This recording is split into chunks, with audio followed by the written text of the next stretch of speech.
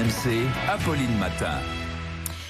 Et comme chaque matin, avec vous Louis Amar, on va plus loin. Notre débat ce matin, faut-il interdire la chasse à courre? Question ravivée donc par ces images, on les a vues, d'un cerf réfugié dans une gare de l'Oise ce mardi. Louis, il y a plusieurs semaines, une proposition de loi avait été déposée en ce sens. Qu'est-ce qu'elle est devenue cette loi? Elle a disparu, évaporée, faute de temps.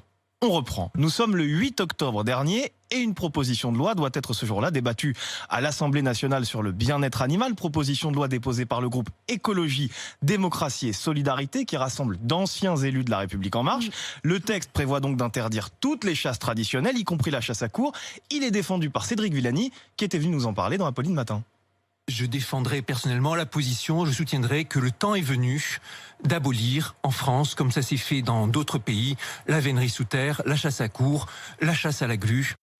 Le matin, Cédric Villani semble confiant, mais le soir, l'amendement n'est même pas voté. Et pourquoi il a même pas été voté? Eh bien parce que ce 8 octobre était consacré à l'Assemblée à ce que l'on appelle une niche parlementaire. Une fois par mois, l'ordre du jour est fixé par les députés et non le gouvernement. Ce jour-là, c'était donc au tour du groupe Écologie, Démocratie et Solidarité de choisir ses combats.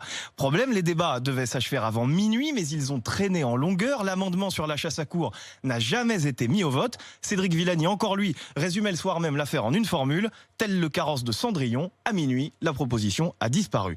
Il faut dire que la majorité n'était pas favorable à cet amendement et qu'Emmanuel Macron lui-même n'a jamais plaidé pour l'interdiction de la chasse à courre. En 2017, juste avant son élection, il expliquait au congrès de la Fédération des chasseurs, je le cite, « Ça fait partie de notre art de vivre, j'ai beaucoup d'autres choses à faire, je ne suis pas pour qu'on arrête ». Un avis que ne partagent pas les Français.